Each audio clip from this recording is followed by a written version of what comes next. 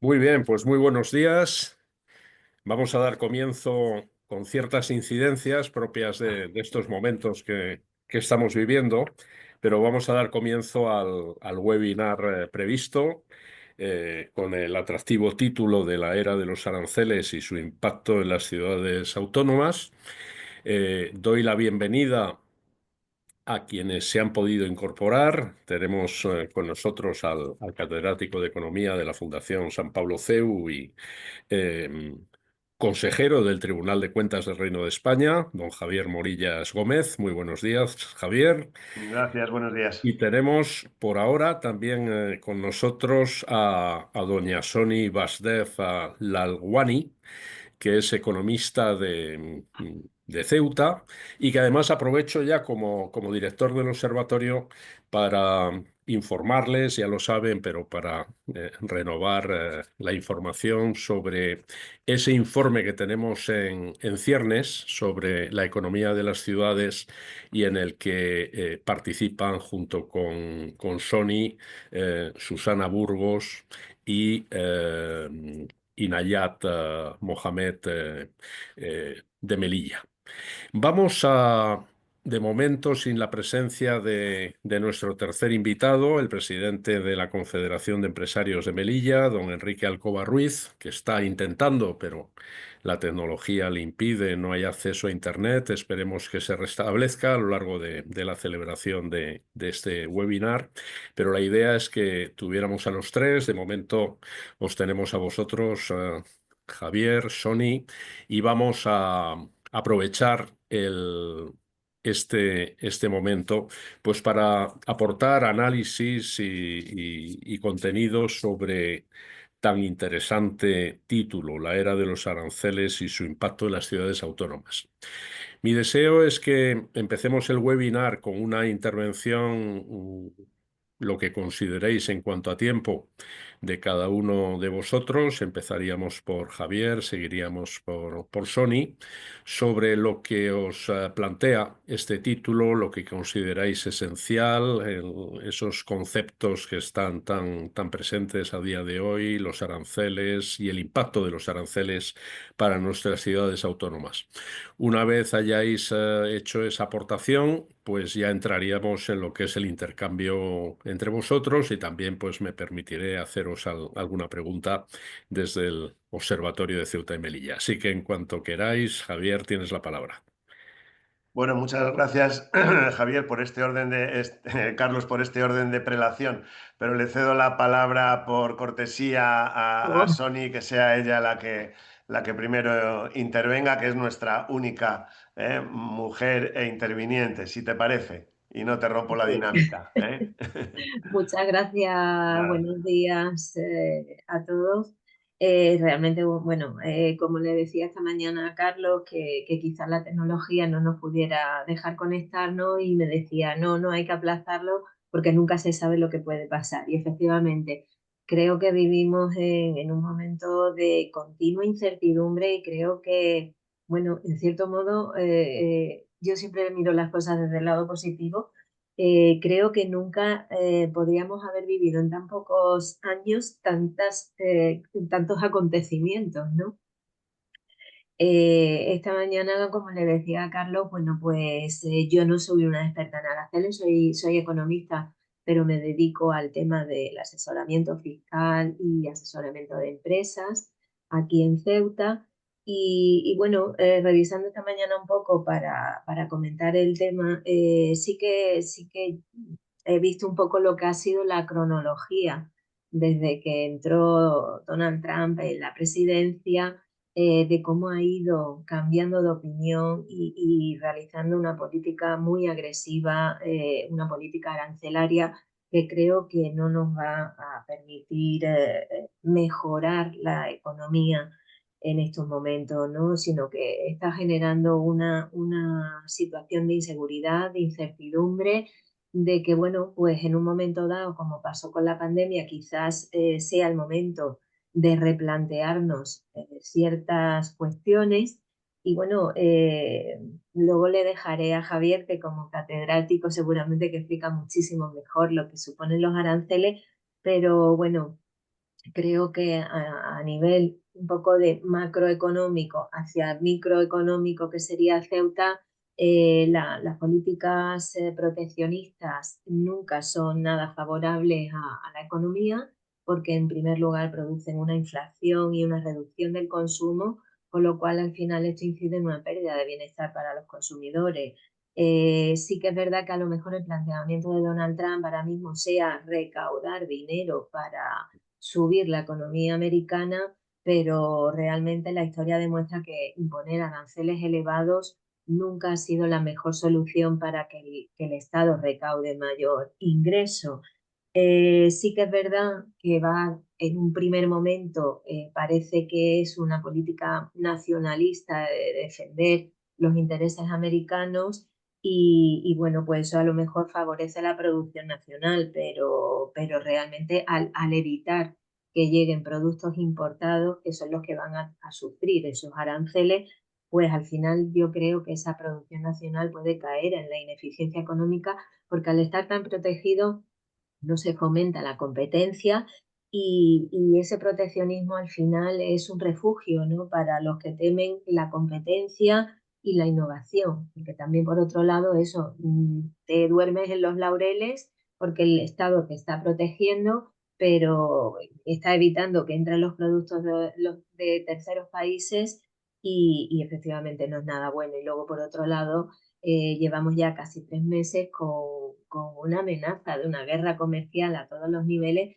que yo creo que en el fondo eso va a generar un ciclo de represalia entre países que no llegan a acuerdos e incluso aquellos terceros que tienen acuerdos con las grandes potencias, ¿no? Al final, el libre comercio frente al proteccionismo siempre ha generado mucho debate, pero creo que para avanzar hacia adelante, tal y como lo estábamos haciendo, en el momento en el que nos encontrábamos de globalización, de libre comercio, volver a ese proteccionismo creo que es un paso hacia atrás, ¿no? Lo cual, bueno, a efectos ya un poco de haber visto a nivel macroeconómico, pues lo que nos puede afectar a Ceuta como ciudad autónoma, que ahora mismo, bueno, tenemos un marco de política aduanera un poco obsoleto, que siempre hemos estado reiterando que se cambiaran un poco las leyes y las normativas. Se pretendía agilizar los trámites burocráticos y ahora que se le estaba dando importancia al puerto de Ceuta, porque bueno, pues se está renovando y se podría haber planteado una buena infraestructura frente a Algeciras de control del estrecho de Gibraltar, pues efectivamente esto nos hace dudar un poco de que pueda ser posible, ¿no? De que Ceuta siempre ha sido una ciudad de importación de mercancías y esa política de aranceles pues quizás sí que le pueda afectar. También es cierto que desde el 2018 esas importaciones han caído porque no podemos enviar esas mercancías, aunque fuera un comercio atípico, a Marruecos. Sí que entiendo que esa política de aranceles, pues a la hora de importar productos estadounidenses, que bueno, yo precisamente a nivel personal no, no tengo ninguno, porque ni siquiera tengo un Mac, ni un iPhone, ni nada, ni me voy a comprar un Tesla, pues creo que podríamos hacerle frente a esa política un poco alocada que está haciendo el señor Trump. Y bueno, le cedo la palabra a Javier, que ha tenido la deferencia de dejarme empezar, pero bueno, ya creo que roto el hielo, puedo dejarle que él nos ilustre con su conocimiento. Muchas gracias, Sony. Cuando quieras, Javier. Bueno, muchas gracias, Sony. Y bueno, la verdad es que es un webinar muy adecuado por el tema, ¿no? Porque, a ver, sobre aranceles y sobre libre comercio, etcétera, ahora mismo la situación de Ceuta es una situación muy peculiar, ¿no? Porque efectivamente el potencial que tiene la ciudad y que tradicionalmente ha tenido la ciudad como centro distribuidor y redistribuidor de bienes y servicios en todo su área de influencia, pues en estos momentos está muy cortocircuitada, ¿no? Con lo cual, pues vamos a ver, llueve sobre mojado, ¿no? En este caso, porque vosotros casi en la práctica, y Sonia lo tendrá que estar viendo en las empresas que asesora, pues estará sintiendo mucho más cuál han sido los impactos de una política proteccionista, como pueda ser la que ahora está sufriendo, ¿no? La ciudad. Con carácter general, a ver, con carácter general, siempre los aranceles lo que hacen tienen un doble efecto, que es creación de comercio y desviación de comercio. Es decir, hay creación de comercio porque efectivamente cuando se sube un arancel es como un impuesto y por tanto bienes que se están trayendo se van a incrementar de precio y por tanto se van a dejar de comprar. Por tanto va a haber una desviación de comercio. Bienes que iban hacia un sitio van a ir hacia otro. Y al mismo tiempo es la forma de encontrar nuevos nichos de mercado y por tanto se crea comercio. Un ejemplo lo tenemos en el caso de los aviones, ¿no? Vemos que Trump, en una de sus medidas, bueno, realmente polémicas y titubeantes, vamos a ver cómo termina, pues la realidad es que ha dicho que, bueno, para empezar, ya con China no le va a comprar los Boeing. Pues ahí tenemos una situación de desviación de comercio. China deja de comprar Boeings, estos aviones de gran tamaño para transporte nacional o intercontinental o de grandes distancias.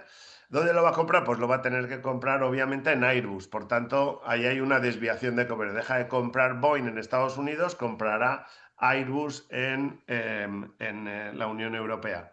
Por tanto, podemos decir, bueno, para las industrias de Sevilla, para nuestras industrias de Getafe, de todas las zonas de Europa donde se produce y todos los países donde se produce el Airbus. Bien. Y al mismo tiempo creación de comercio, es decir, que bueno, habrá la compañía Boeing de buscarse pues, otros nichos de mercado o tendrá que competir abaratando costes, etcétera, ¿no? Ahí tenemos un ejemplo claro de cómo funciona un arancel. Por otra parte, el prestar atención realmente a las decisiones de Trump durante estos meses, yo creo que es un poco absurdo, ¿eh? Porque a mi modo de ver se está comportando como un empresario, bueno, en el conjunto del país y lanzando órdagos por todas partes y a todo el mundo, con lo cual como estrategia, pues no es una estrategia que se pueda considerar de principio ganadora, es decir, que muchos países se ven afectados, se ven atacados directamente, en vez de aislar lo que puedas considerar que sea el problema, pues lo estás exportando a todo el mundo, para luego cambiar de idea, para luego decir, bueno, pues no, a Europa le pongo el 34, el 120, pero luego no, lo rebajo, bueno, lo dejo en el 10, pero lo vamos a dejar en 3 meses. Y vimos lo mismo con respecto a México. Al principio iban a ser unos determinados aranceles, luego resulta que los rebajan. Es decir, que hasta que no se sosiegue esta inflación de decisiones, pues lo que vamos a tener es incertidumbre. Yo diría que lo que vamos a estar durante el próximo año y medio aproximadamente es trampeando, si me permitís la expresión un poco, ¿no? Pues lo que se ha comentado de la yenca, un paso adelante, 2 pasos atrás, 3 pasos adelante, etcétera, y va a ser muy difícil hacer predicciones. Las predicciones las tenemos que hacer sobre el terreno, con lo que cada país le afecte. La realidad es que a España no le afecta mucho porque nuestros productos no se ven muy damnificados. ¿A quién sí afecta? A ver, afecta al sector de la automoción, por ejemplo, en Alemania. Esto es claramente... Pero bueno, tampoco al final a Estados Unidos, ¿qué ocurre? Que va a revitalizar la industria del automóvil en Estados Unidos y muchos vehículos que habían dejado de venderse, quizás porque también ahí actúan modas y la gente quiere cambiar las marcas, etcétera. Bueno, pues se van a ver beneficiados siempre con inflación, porque un arancel supone inflación. Y hay muchas empresas de Estados Unidos que no pueden, por ejemplo, prescindir de los componentes.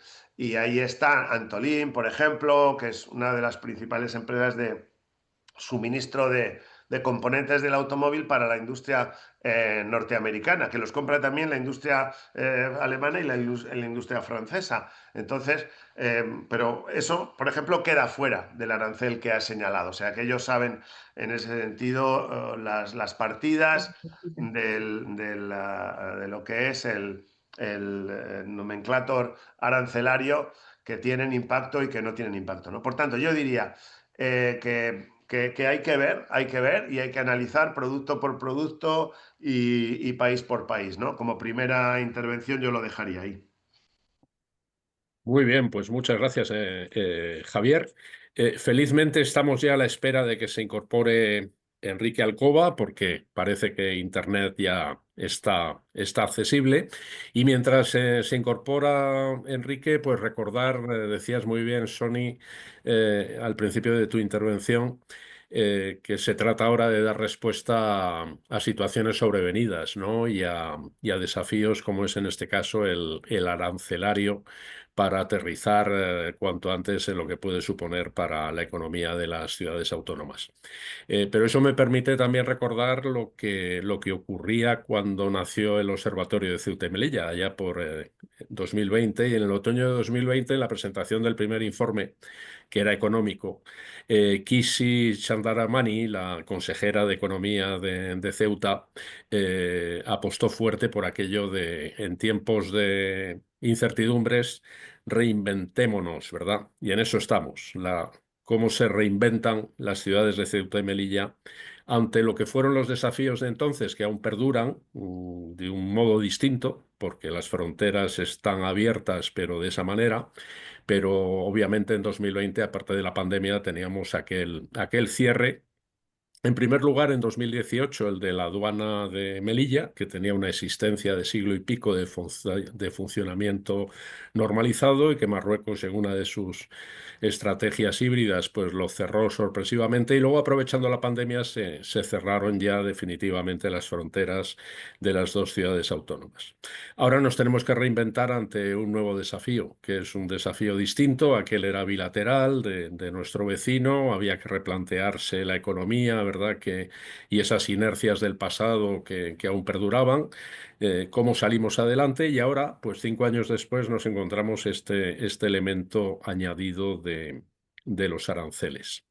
El, mm, Esta contextualización que he hecho a la espera de que entre Enrique, que de momento no entra, pues si me permitís, voy a lanzaros una de las preguntas que tengo preparadas pues para alimentar un debate que ya obviamente lo alimentáis suficientemente vosotros.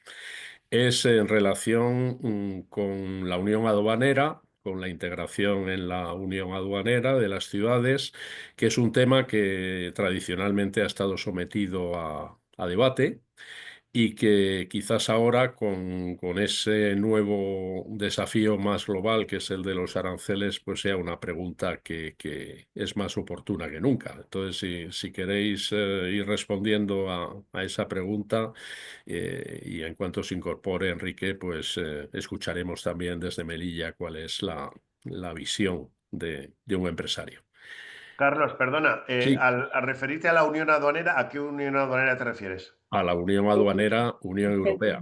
Unión Europea, Claro, vale, vale, exactamente, sí. vale, vale. Es decir, ciudades autónomas que son frontera exterior de España y frontera exterior de la Unión Europea, que no Ya, debemos de perder nunca de claro, vista, claro. y que el observatorio pisa fuerte en ese terreno, porque aún hay que hacer pedagogía, porque hay quien no tiene interiorizado eso, ¿no? Empezando por Marruecos, obviamente. Ujú, Si me ya. permite, Carlos, bueno, pues yo un poco lo que es la opinión desde Ceuta es que efectivamente sí que es verdad que habría que hacer pedagogía, pero no solamente con Marruecos, sino incluso con nosotros como residentes en Ceuta y Melilla, de tener claro lo que implica esa constitución, bueno, ese entrar en la unión aduanera, de que efectivamente, bueno, pues tenemos que plantearlo de la mejor manera posible para que no nos veamos afectados, porque, bueno, Ceuta sí que es verdad que ocupa una posición estratégica y en ese mapa que hay con la unión aduanera, y no es lógico que siendo de Europa no se nos trate como país tercero a la hora del tema comercial. Pero sí, y que no nos encontremos dentro de la unión aduanera. Pero claro, creo que también se necesita modernizar ese marco aduanero porque, bueno, pues hay todavía muchos trámites, mucha burocracia y también el conocimiento bueno, qué es lo que supondría el hecho de entrar en la unión aduanera, porque facilitaría el comercio la importación de ciertos productos que ahora mismo nosotros sí que importamos, pero apenas exportamos.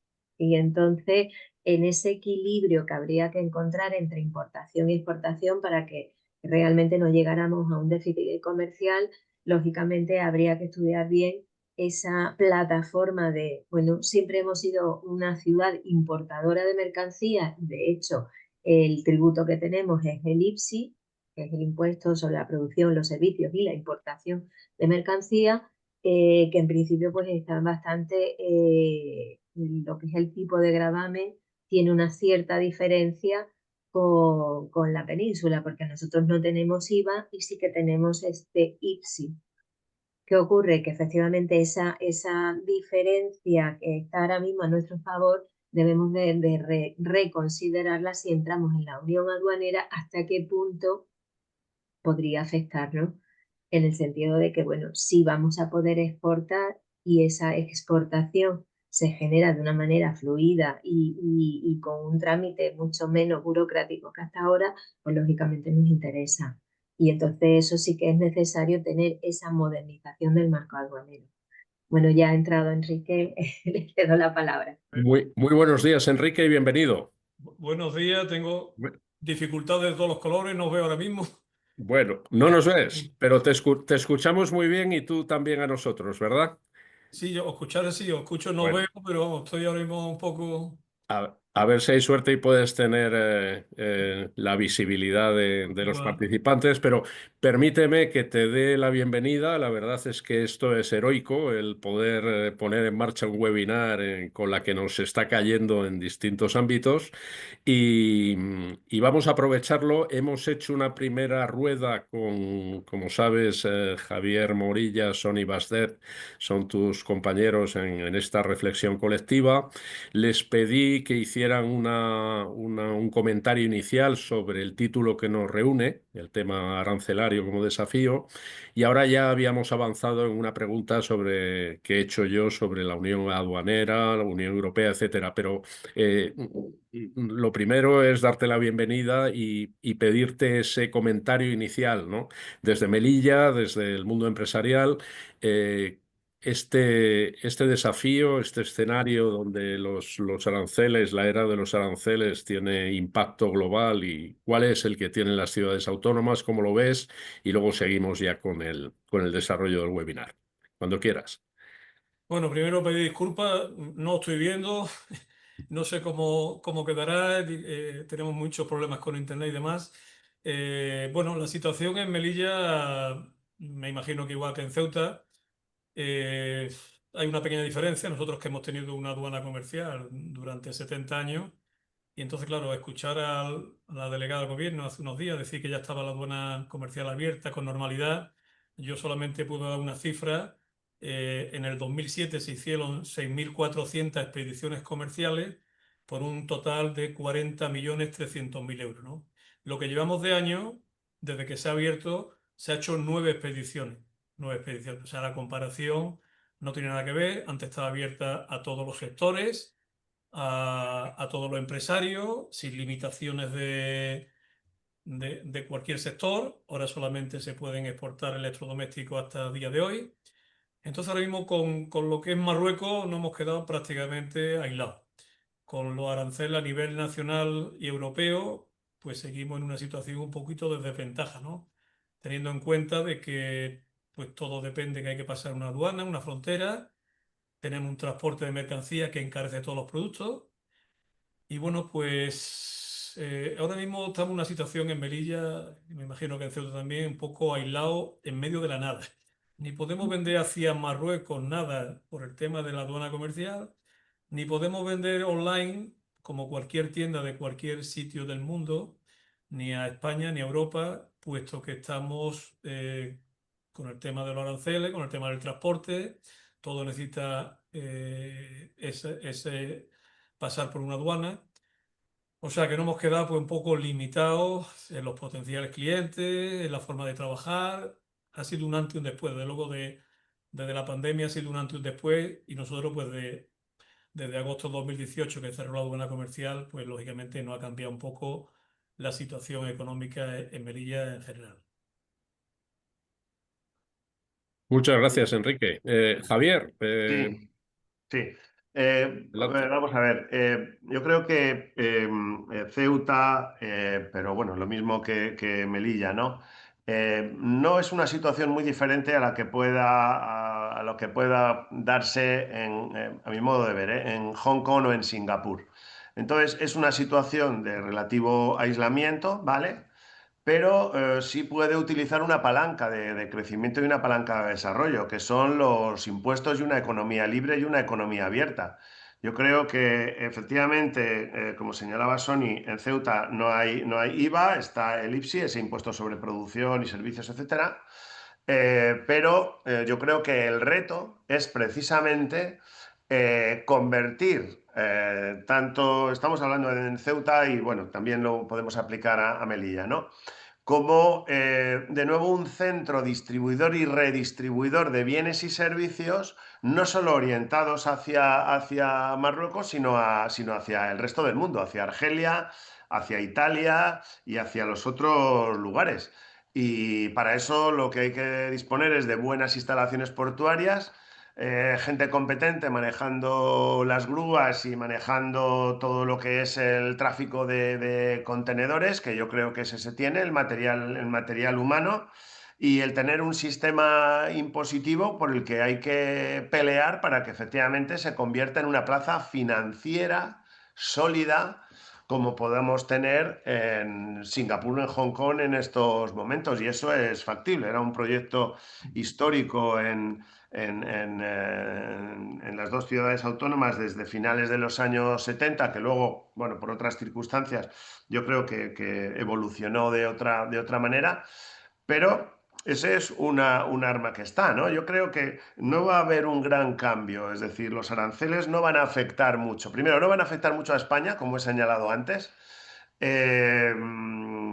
Lo que sí va a generar es vamos a tener una inflación importada, pero eso lo va a tener también Estados Unidos.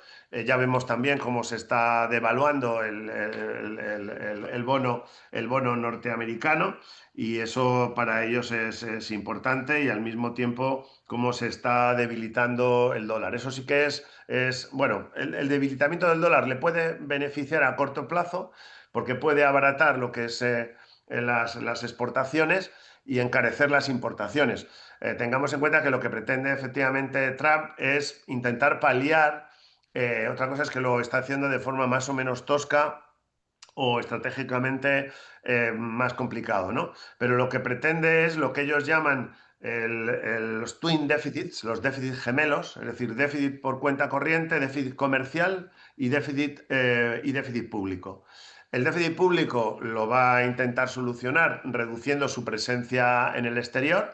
Y es verdad que tiene razón, que mantiene, bueno, una flota, 7 flotas en los principales mares del mundo y considera que pues en Europa ya muchas de esas situaciones que se mantenían en la Unión Soviética debe ser sustituido por fuerza europea y que gran parte del bienestar de ese dividendo de la paz que se ha tenido en los países europeos durante estos 50, 60 años, después de la Segunda Guerra Mundial, ha sido por el bajísimo gasto en defensa que se ha dedicado a educación, a sanidad, etcétera, ¿no? Y que por tanto, bueno, pues eso hay que paliarlo y por tanto ahí reduce presencia y reduce gasto público, además de, bueno, pues todos los cortes que está habiendo en lo que es la USAID, que también puede tener efectos en otros sitios porque esa ayuda al desarrollo muchas veces era una ayuda interesada. Vamos a ver cuánto tiempo dura esto. Pero está claro que eso se va a ir reduciendo, ¿no? Esas políticas de cooperación al desarrollo que van a ser, bueno, según las medidas de política económica más o menos reputadas que adopten los países, pues en función de eso va a haber una ayuda al desarrollo o no y siempre con la posibilidad de retornos, porque esa es la verdadera política del desarrollo. Si no, la verdad es que no podemos llamarlo de otra cosa, ¿no? de otra forma. Muchas veces esa ayuda alimentaria lo que hace es matar las producciones locales, porque cuando tú repartes esa ayuda a precio cero, primero como todo bien y servicio, tiende a tener una demanda infinita, ¿vale? Y luego, por otro lado, mata las producciones locales. Es decir, imaginémonos si a nosotros nos vinieran a regalar a cada familia en España un automóvil, pues ¿qué harían nuestras fábricas de automóviles? Quebrarían. A no ser, por tanto, la ayuda alimentaria de urgencia o de emergencia, muchas veces esa ayuda alimentaria lo que hace es que mata las producciones locales, porque desincentiva a los productores en el país. Claro, ¿para qué van a sembrar? ¿Para qué van a cultivar? Si vienen unos señores con unos aviones Hércules, nos distribuyen un bien que a nosotros nos cuesta en principio obtenerlo, y ahora lo podemos tener de forma gratuita. Por tanto, desestructura todo el tejido productivo nacional, desalienta la producción y en ese sentido, pues trastoca también los precios, porque los precios caen, claro, cuando viene una entrada de ese carácter. Sufre esa estructura de precios, ¿no? Por tanto, yo creo que hay posibilidad, pero es una dinámica que yo creo que le corresponde a la sociedad ceutí y a la sociedad melillense llevar adelante y reclamarse como una zona libre de impuestos, conseguir esa atracción de capitales. Sabemos que nunca va a ser una producción. Sonia hablaba de déficit. Ella quizás sin querer ha utilizado cómo paliar el déficit. Bueno, esa es la teoría también de Trump. Cuidado con eso, ¿no? Es decir, de lo que se trata es de cómo atraer, porque también estamos ante un territorio limitado. Es en una situación muy similar, decía, la de Singapur o lo que pueda ser Hong Kong. Es un espacio limitado, pero ¿qué tienen? Tienen una gran capacidad financiera y tienen un puerto con un calado suficiente, con un manejo de todo lo que son los contenedores. No fabrican nada ahí. En realidad lo que hacen es una labor de intermediación en el sudeste asiático. Por tanto, yo creo que por ahí es por donde deben ir. Por lo demás, es que la influencia va a ser limitada por lo que señalábamos anteriormente. Va a afectar, en el caso de la Unión Europea, más a países como Alemania que a países como España, ¿no? Yo creo que la estrategia que está teniendo el presidente Trump es China. A ver, yo creo que lo que intenta es separar a China de Rusia, separarla, aislarla. Pensemos que efectivamente quien tiene un gran gasto en defensa y un gran gasto estratégico por controlar, ahí tenemos toda la cadena de islas en el mar de Asia, convirtiendo esos islotes, prácticamente esos arrecifes que muchas veces quedaban inundados, en unas auténticas islas como base militar, que no es reconocida por nadie, pero bueno, ahí intentan reclamar también aguas territoriales, etcétera.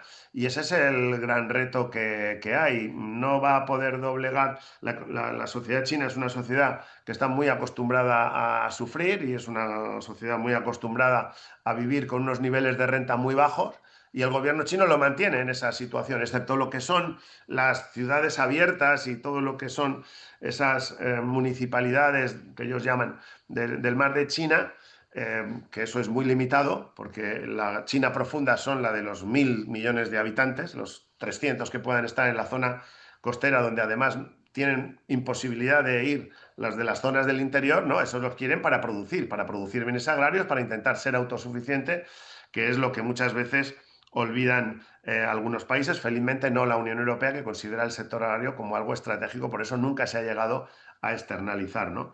Por tanto, yo creo que el reto, y aquí los empresarios son los que están más cerca del terreno, ¿no? Y saben cuáles son los incentivos que hay que introducir para conseguir esa atracción de capital. No tanto para producir, que puede ser en ese aspecto limitado, sino como centro financiero. Yo quisiera que en todas vamos, en lo mismo que en Ceuta y Melilla, estuvieran todos los bancos del mundo, todos los bancos y todas las empresas aseguradoras del mundo, que es lo que ocurre en otras partes del globo terráqueo, donde la situación pues puede ser muy parecida, de aislamiento, etcétera, ¿no? Me gustaría, Javier, vamos a ver un poco por hacer de equilibrio entre lo que ha dicho Enrique y lo que dices tú. Desde Ceuta, efectivamente, bueno, pues como decía aquí, sí había que reinventarse, somos más España, más Europa. Y lo que tú decías antes de las ayudas, en eso te doy la razón, y yo diría que las ciudades a cuenta de las subvenciones que se dan, efectivamente han matado el espíritu empresarial.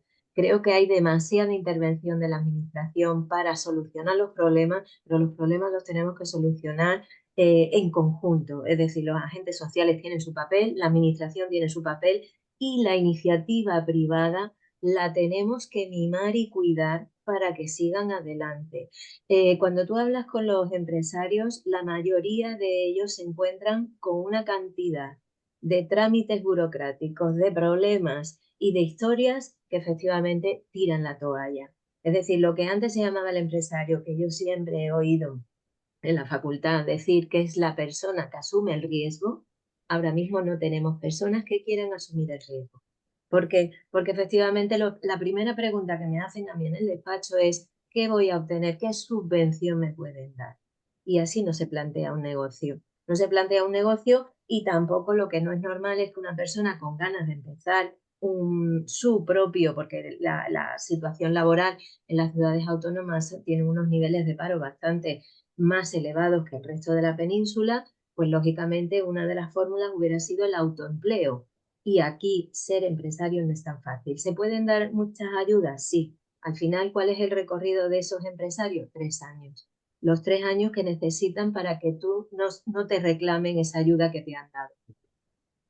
Entonces pienso que la iniciativa privada se la debe de oír, se la debe de mimar y se le debe de dejar, pues como dices, crear un hub tecnológico, aduanero, mejorando el puerto, de que seamos un punto de referencia, porque efectivamente somos Europa en África y nos han quitado ese protagonismo, porque ahora mismo el otro día pasaba yo por Tánger Med y de verdad que era increíble la cantidad de contenedores que están llegando y que esos contenedores llegaban a Algeciras, que Ceuta ha sido el segundo puerto en bunkering y que ahora mismo no lo es el quinto y no nos podemos conformar. También creo que debemos de tener muy claro cuál es la dirección que hay que tomar, porque lo que no podemos es diversificar tanto que no lleguemos a ningún lado. Bueno, Muchas gracias, Sony. Enrique. sí, habiendo ya escuchado a mis dos compañeros, ahora tengo ya un poco más argumentaciones. Coincido, bueno, en parte de lo que están comentando, vamos, con mi compañera de Ceuta. Es verdad, no han aburrido a los empresarios. Hoy en día, con los costes laborales que tiene una empresa y los pocos potenciales clientes y el futuro tan incierto que hay, está costando que salgan nuevos emprendedores, nuevos autónomos en dar ese paso de poner una empresa. Antes era mucho más fácil y la gente se animaba más, ¿no? Con el tema que dice también de Tánger, Tánger, según los datos que tenemos, está moviendo la mitad de los contenedores que mueve España entera. O sea, todos los contenedores que está moviendo España entera lo está moviendo Tánger para suministrar a toda África, no a Marruecos, sino a toda África, ¿no? Que cuando termine el puerto que tenemos aquí al lado de Nador, pues prácticamente con Nador y con Tánger se van a quedar prácticamente con todo el mercado de África, ¿no? Porque los costos laborales son más baratos y todos los costos, sí, al final todo es precio, ¿no? Nuestras fábricas de España, ¿dónde se han ido? A China. Todo el textil, todo el calzado, deporte, juguete, se han ido a China. Entonces nos hemos quedado sin empresarios aquí en España porque les es más rentable, lógicamente, tener allí toda la empresa y la producción.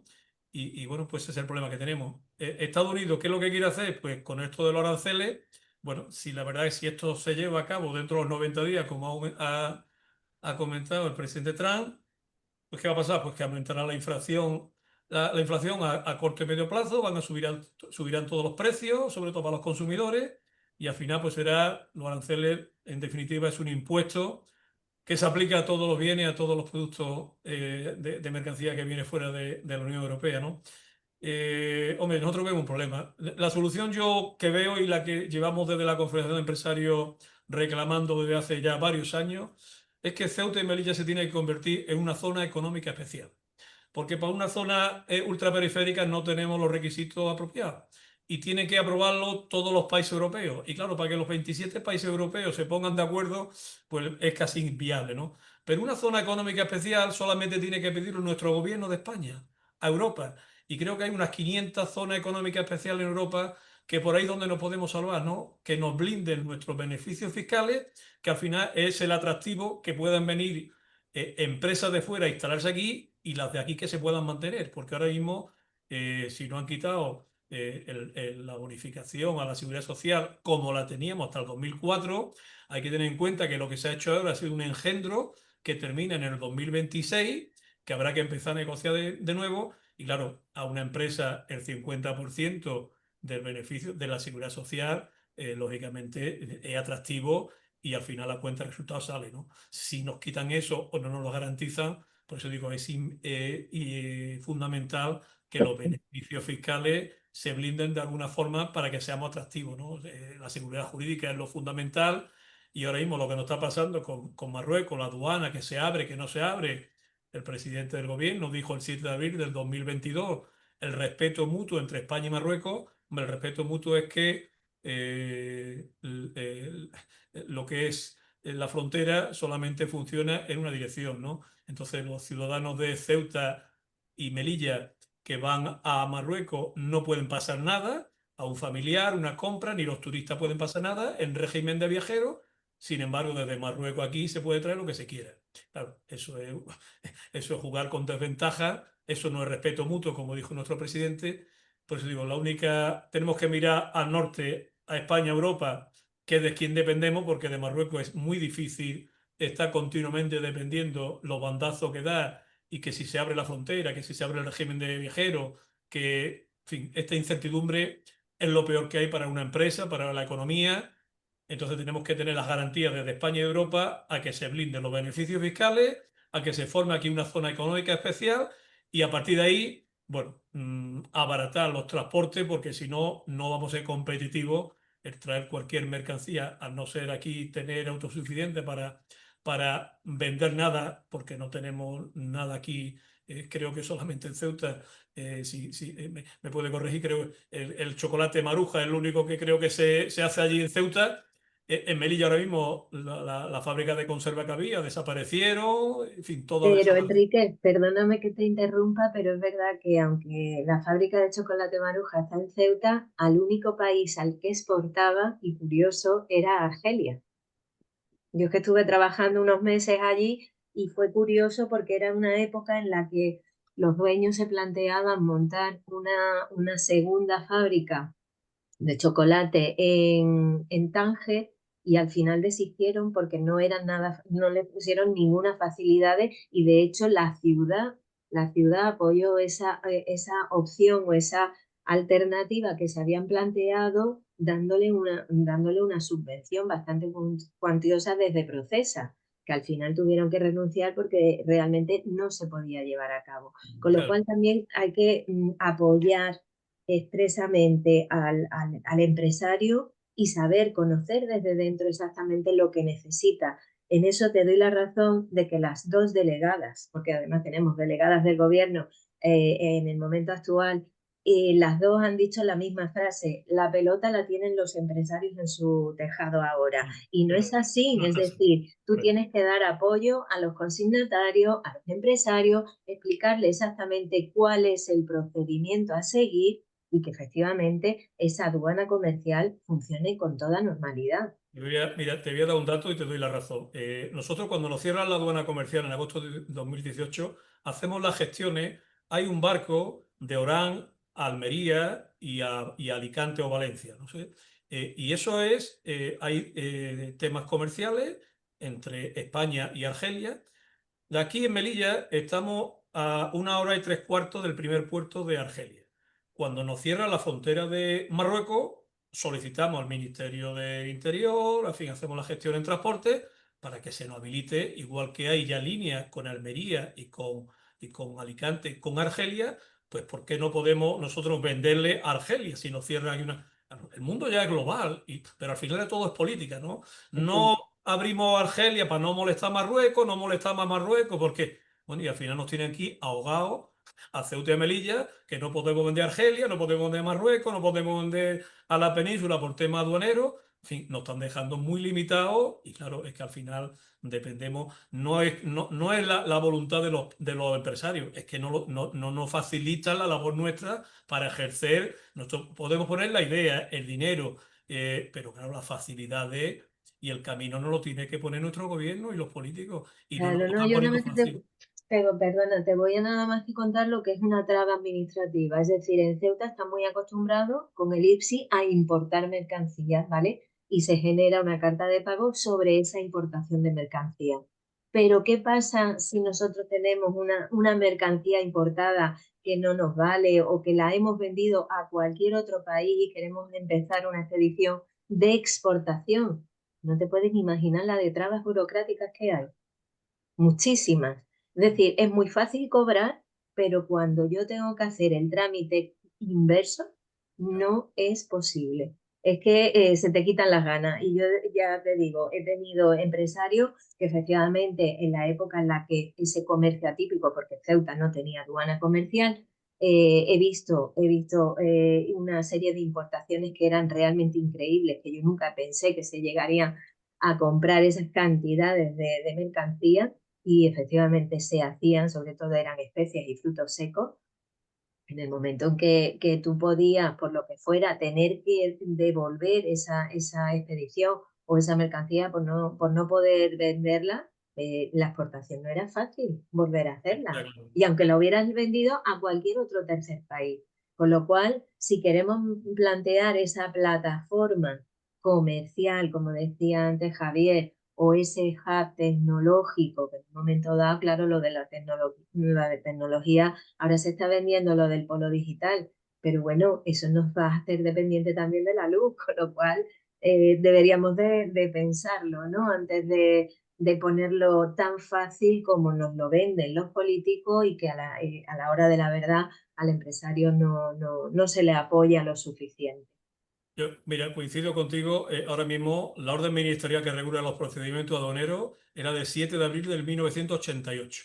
Esto está totalmente desfasado. Porque como bien dice, si viene una mercancía de fuera, vamos, ya no eso, es que cualquier mercancía que tenga defecto y haya que devolverla, hay que hacer una exportación. O sea, esto se lo explica a un empresario de fuera, a una fábrica, y se echa las manos a la cabeza. Es que no nos dan facilidades. Es que para devolver cualquier producto que se han equivocado en mandarlo. A mí me han mandado productos de Ceuta que se han equivocado en fábrica y me dicen que si se lo puedo mandar de Melilla a Ceuta, como pensando que Melilla y Ceuta, estamos aquí al lado. En fin, esto es inviable, es que es inviable, ¿no? Entonces estas cosas es lo que se tiene que mejorar, hay que cambiar y facilitar un tema, el tema aduanero hay que facilitarlo y actualizarlo de forma mucho más ágil y rápida, que ahora mismo para nosotros es una traba y un problema. Si me permitís, ahora enseguida, Javier, que yo creo que si hay un estudio de caso y a ti como docente en economía puede ser un estudio de caso interesante para tus clases y tus alumnos, es efectivamente la economía de Ceuta y Melilla, ¿verdad?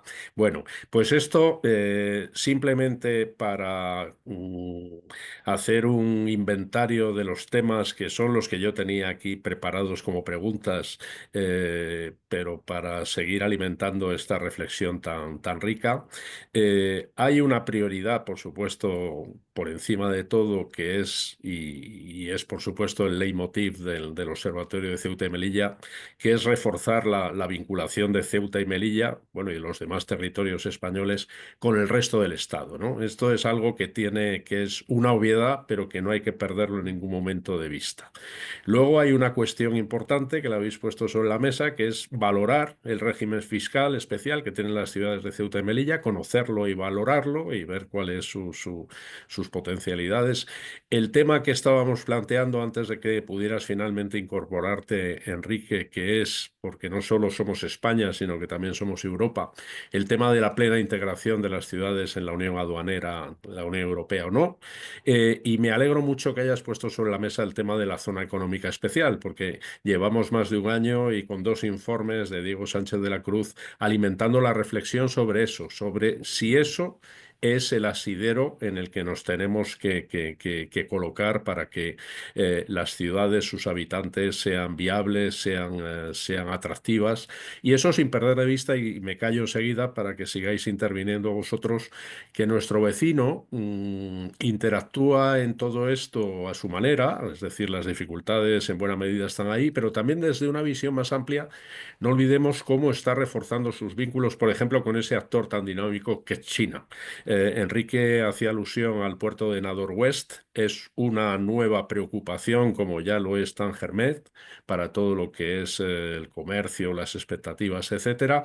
Y es además un puerto atractivo incluso para nuestro vecino francés, porque cuando el presidente Macron estuvo en Marruecos el año pasado, pues uno de los veintitantos acuerdos que firmó fue el comprometerse a reforzar ese puerto, que no debería, pero potencialmente puede eclipsar al puerto de Melilla.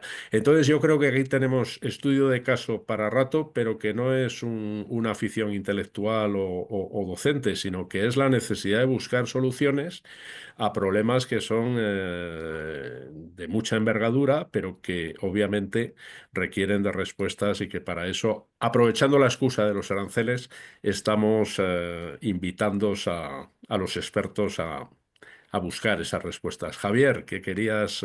Sí. Sí, a ver, yo creo que lo que hay que hacer es un catálogo, ¿no?, de medidas ordenadas, eh, por las que efectivamente pelear, ¿no? Entonces, el tema de la zona económica exclusiva, este es clave y es el primero y afecta a más. El tema de las ventajas en la seguridad social, el tema de las ventajas fiscales, el tema de las mejoras portuarias y todo lo que son las instalaciones de carga y descarga, los consignatarios, etcétera.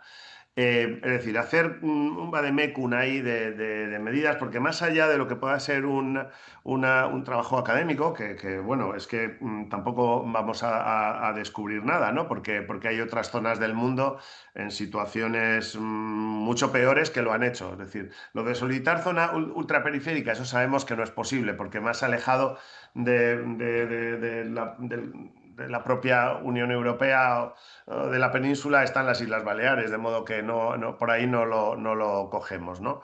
Entonces, bueno, esa integración en la Unión Europea como zona económica exclusiva y con una serie de ítems como digo, todos los agentes sociales deben tenerlo, ¿no? Y luego hay otro aspecto también importante, y es que durante los últimos años todas las noticias que han venido de Ceuta y Melilla siempre eran noticias negativas para la imagen, ¿no? Yo tengo que decirte que, fíjate, bueno, tú lo sabes, Carlos, pero durante mi viaje de bodas, una de las ciudades donde estuve fue en Melilla, y pasé en Melilla una parte de la luna de miel, ¿no? Entonces, bueno, ahí hay un trabajo que hacer. Melilla, lo mismo que Ceuta, es extraordinaria, bueno, tanto de todos los puntos de vista, el barrio modernista que tiene, los museos, la arquitectura, es parte de la historia del mundo y una historia muy enriquecedora. Pero claro, si las noticias que tenemos son que si asaltan la valla no sé qué, que saltan y se ven a una serie de personas corriendo por ahí y extendiéndose por la ciudad. Dice, bueno, pero bueno, ¿quién va a ir por ahí? Pero ¿y esa gente luego dónde duerme? ¿Qué es lo que hace? Si no tienen permiso de residencia, si no tienen permiso de trabajo. Y aunque tengan permiso de trabajo, luego la economía española y el aparato productivo español puede absorber esa mano de obra, porque es una mano de obra no cualificada que es que no tiene encaje, porque cualquier economía tiene la posibilidad de absorber una cierta cantidad de empleo, primero, y en función del PIB por habitante que tenga, ¿vale?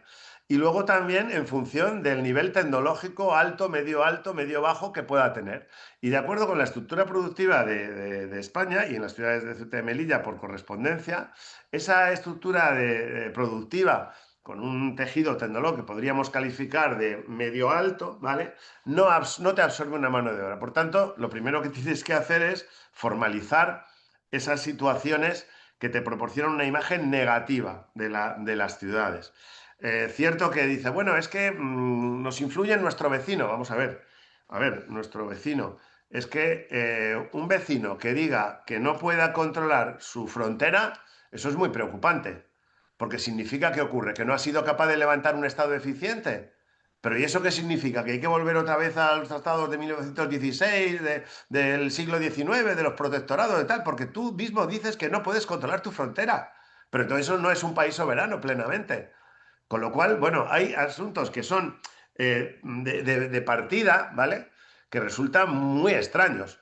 y luego que efectivamente no puedas tampoco controlar esas personas que en un determinado momento quieren hacer una gincana y te entran en la ciudad. Vamos a ver, que esto no pasa en Dinamarca, ni pasa ahora mismo en Polonia, ni está pasando ya en las ciudades fronterizas orientales de la Unión Europea. Por tanto, eso hay que corregirlo. Por tanto, ahí hay una demanda también a Frontex, el refuerzo de Frontex y, por supuesto, el refuerzo de lo que es la limitación del derecho de asilo, que el derecho de asilo es para determinados países, determinadas situaciones. Esto no va de que un centro de gravedad económico atrae a todo un continente, porque además nos estamos convirtiendo nosotros mismos dentro de la Unión Europea y de, bueno, pero vamos a ver, una persona que ha entrado en España ya puede irse a Francia y puede irse a Holanda y puede irse a Alemania. Y desde estos países nos dicen, bueno, pero vosotros ¿qué pasa? Que no podéis controlar vuestra frontera. Entonces, también, ¿qué ocurre? Nos estáis generando nosotros mismos problemas. Por si teníamos pocos, tenemos más. Es decir, que ahí hay una limitación que yo creo también de partida, junto a esos aspectos que habéis señalado de la zona económica exclusiva, etcétera, que hay que poner que hay que poner en ese vademecum como condiciones sine qua non, porque evidentemente una ciudad, ni una ciudad, ni una provincia, ni una región, ni un país puede soportar una inmigración continua, creciente, porque si fueran efectivamente STEM, si fuera gente que son ingenieros, que son, pues efectivamente, bueno, dentro de lo que ahora en la Unión Europea se consideran las carreras que tienen proyección, ¿no? Como en el caso de Estados Unidos. En el caso de Estados Unidos sí que te dejan entrar a un físico nuclear y hacen una selección. Y lo que va a hacer Trump, por supuesto, y por donde va también el futuro en general en las próximas décadas va a ser de un control muy férreo de esas políticas migratorias, de esas políticas de asilo que, fuera por la razón que fuera, han estado en vigor durante un tiempo, pero que efectivamente ese tiempo va a pasar. Y cada país y cada uno también de los 195 países que integran la Comunidad Internacional de Naciones, después de la incorporación de Sudán del Sur, que como sabes, Carlos, fue el último, ¿vale?, que se incorporó, aquí hay también un mensaje de responsabilidad para todos esos países. Antes hablaba de la subvención. Por supuesto que un empresario no lo puedes crear con subvenciones, ni un autónomo, ni con ayudas y tal. Una ayuda puede ser como cuando una persona se rompe un brazo, ¿vale? Y te ponen una escayola. Pero si a esa persona que le has escayolado el brazo, en vez de tenerlo para un periodo de 2 meses o mes y medio, resulta que se lo haces permanente, al final, ¿qué ocurre? Que ese brazo queda atrofiado. Pues esto es lo mismo que ocurre con las ayudas y con las subvenciones que se dan también a las personas y a las entidades o a las empresas, ¿eh? Esa ayuda tiene que ser muy coyuntural, muy sobre resultados y sobre todo muy acotada, limitada y condicionada en el tiempo, porque si no lo que hacemos es efectivamente llevar a la parálisis a ese miembro, a esa organización. Por tanto, por supuesto, esa cultura de la ayuda y la subvención hay que eliminarla. Si no se elimina de una forma, va a ser otra, va a ser por necesidades de déficit. Hemos vivido estos últimos años en España una situación que, en la medida que, como todos los otros países de Europa, las reglas fiscales pues se han relajado. Ahora ya no tenemos bueno, ese acogotamiento que hubo durante los años 2012, 2013, 14, 15, donde teníamos que reducir el déficit. Recordemos que teóricamente el déficit estaba en el año 2011, estaba en el 4,2, perdón, el 4,3. Y luego, cuando realmente se hacen las cuentas, había un 11,2 en el año 2012, ¿vale? De deudas de la Seguridad Social que estaban infravaloradas, de deudas de la agencia tributaria que estaban sobrevaloradas o de la Seguridad Social, etcétera. Por tanto, esa corrección que hubo que hacer del déficit no la hemos tenido que hacer durante estos años. Al contrario, han venido las ayudas del Next Generation y de los fondos que que efectivamente es lo que han permitido y lo que permite también ese crecimiento de la economía española por encima de la media, también porque nuestro endeudamiento es por encima de la media, no es porque sea un gran mérito, es porque hemos estado creciendo a un 3,5% y el endeudamiento ha ido creciendo a un 5%. Esto es como una familia que no tiene empleo, pero dice, no, si mi economía está bien, claro, tu economía está bien, ¿por qué? Porque estás recibiendo una ayuda estatal, un subsidio, etcétera. No, no va bien. Tu economía va muy mal. Y además te has acostumbrado a vivir con ese tipo de ayuda, ¿no? Por tanto, yo creo que estamos entrando en una dinámica que va a ser muy diferente, muy diferente. Bueno, Trump en este caso puede ser accesorio porque ya antes habíamos visto un cambio de tendencia en la Unión Europea. Fijaos lo que ha pasado con la política del lobo, lo que ha pasado también con la Agenda 2030, lo que ha pasado también, lo que está pasando con la energía nuclear. Hoy, y después de la caída de ayer, de la tensión en la península, ya podemos dar por periclitado el debate sobre la energía nuclear. Es decir, don't exist. No, no, no existe eso. Porque si no hubiera sido por la energía nuclear y por las fuentes propias de energía, la hidroeléctrica, etcétera, no se habría podido recuperar el suministro. Y mientras que se produce esa transición hacia otras formas de energía, necesitamos tener muy diversificadas las fuentes, ¿no? Por tanto, no es solo los aranceles de Trump los que está incidiendo, es un cambio general de tendencia, también muchas veces acogotados por China. Es que esa es la realidad, es que China ha actuado como una gran factoría internacional y desde la entrada en la Organización Mundial del Comercio se ha saltado todas las reglas, es que se ha saltado todas las reglas. Y lo hemos visto además con la pandemia. Ellos no invierten en sanidad. El sistema sanitario que tienen es muy deficiente. No lo podemos comparar con nuestras redes en Europa. ¿Qué ocurre? Que allí se mezclan todos los días en los mercados cientos de millones de personas con cientos de millones de animales. Y los coronavirus existen y por tanto se transmiten al hombre. Y por eso las tres últimas pandemias de los últimos 20 años, cada vez además de forma más recurrente y en el periodo de tiempo más corto, han venido y han venido siempre del mismo sitio.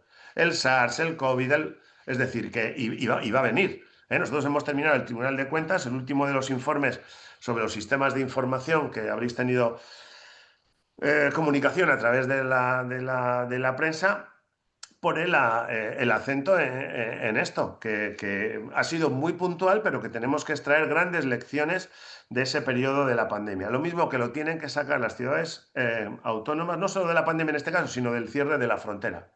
Y centrarse en una serie de puntos, muy pocos, pero que de forma muy contundente se repitan de forma muy sistemática y además por consenso de todos los agentes sociales de las ciudades autónomas, que yo creo que no tiene que ser muy complicado el que se haga. Como sabéis también, desde el propio tribunal se lleva, el día pasado aprobamos la cuenta general de Ceuta del año 22, lo veréis quizás reflejado, bueno, del año 22. ¿Por qué? Porque es que las cuentas tampoco se rinden en plazo y porque hay empresas públicas que tampoco rinden en plazo. Es decir, que estamos, justo ha sido el pleno no os estoy hablando de hace un mes, os estoy hablando del pleno de ayer por la mañana, que por eso tuve un problema en un web seminar que me he invitado también Carlos a participar y se ha aprobado la cuenta general de Ceuta, ¿vale?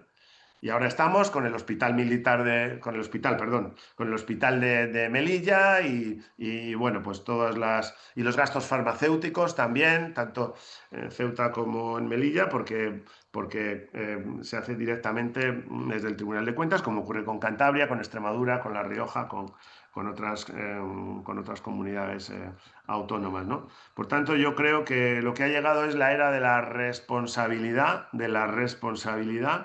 y centrar muy bien los objetivos, centrar muy bien los objetivos, y yo creo que hay agenda para Ceuta y para Melilla y para machacar en el gobierno central, machacar en todos los órganos donde se pueda y en todas las instancias.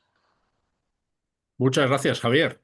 Bueno, este webinar, si no os lo había dicho, la idea, y además tenéis agendas muy apretadas, es que utilizáramos aproximadamente una hora, ¿verdad? No podemos resolver ni plantear todos los temas ni aportar soluciones a los mismos.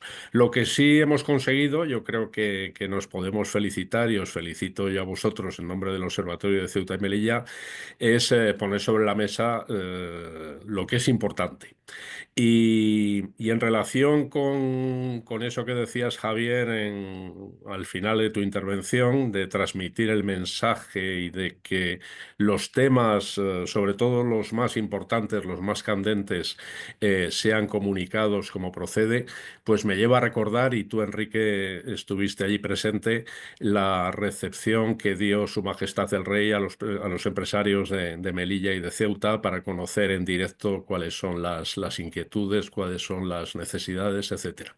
Es decir, que el mensaje entre unos y otros lo estamos transmitiendo. El mundo que nos rodea es complejo, empezando por la actitud de nuestro vecino, es decir, que esas fortalezas que Ceuta y Melilla y el resto de España tienen que tener en relación con esa vecindad compleja, hay también que alimentarlas. Y yo creo que, de nuevo, gracias, Enrique, por tu referencia a nuestra aportación a la reflexión, como es este webinar, los informes sobre la zona económica especial para Ceuta-Melilla. Seguiremos trabajando, y además tenemos en ciernes, Sony, ese informe en el que tú, junto con otras dos economistas, con Nayat y con Susana, pues vais a aportar, lo publicaremos el mes que viene, una aproximación económica. Es decir, que seguimos en algo tan importante, junto con la defensa, junto con la política, junto con todo lo demás, para seguir trabajando por reforzar las ciudades, los demás territorios en el norte de África. Y quiero agradeceros de nuevo vuestra presencia, vuestra contribución y vuestro esfuerzo cotidiano. Así que un abrazo fuerte. Puedo, Gracias. Por 20, supuesto, perdón, que no os he dado opción a que también os Ve- despidáis con 20 segundos comentarios, solamente, ¿no? Por la palabra lo que que ha comentado necesitéis. Javier y demás, estoy de acuerdo que Ceuta y Melilla damos una imagen negativa, siempre a nivel. Nos gastamos muchísimo dinero en publicidad, en turismo, pero al final la imagen negativa es lo que vende, ¿no? Y lo que vende es que el control de la inmigración lo tiene Marruecos, ¿no? Cuando ellos quieren salen pateras, Exacto. cuando ellos quieren invaden Ceuta con 10.000 personas en mayo del 2021, cuando no saltan la valla aquí en Melilla y aunque mueran en Marruecos las personas, no echan la culpa a la Fuerza de Seguridad del Estado de Melilla. O sea, esa imagen nos perjudica, ¿no? Pero quiero poner también el punto de atención, como ha dicho Javier, quien viene a Melilla, en este caso tengo que defender mi tierra, se lleva una muy buena sensación, ¿no? Sí, Tenemos sí. 500 y pico años de historia, somos la segunda ciudad modernista de España después de Barcelona, tenemos una historia militar muy importante de todas las guerras de África y demás y tenemos 4 culturas aquí en la ciudad que es muy importante también, ¿no? Entonces, bueno, quiero resaltar eso y mi última reflexión es que tenemos que blindar los beneficios fiscales de Ceuta y Melilla, entrar en la zona económica especial, que es la única solución, y esos son los pilares esenciales para que podamos seguir manteniendo la empresa en Melilla y sea atractivo para que vengan de la península aquí. Esa es mi reflexión final. Muchas gracias y a vuestra disposición, como siempre, Carlos. Gracias. Pues si no queréis añadir algo. No, yo despedirme también de nuestros contertulios, que me han parecido muy interesante y además que están sobre el terreno y son los que tienen que aportar esas ideas. No conocía, gracias Carlos por invitarme a este observatorio, que me parece que es de lo más interesante que se pueda estar haciendo en España y te felicito por estar tú al frente de él, que te lo mereces y desde luego, ¿quién mejor que tú para desarrollar esta actividad? Te deseo todo el éxito y ya sabes que puedes contar conmigo para cualquier cosa. Muchas gracias, Javier. Muchas gracias, Sony. Nada, Muchas gracias, gracias. Enrique. Y seguimos todos trabajando. Un abrazo Gracias. fuerte. Hasta luego. Buenas tardes.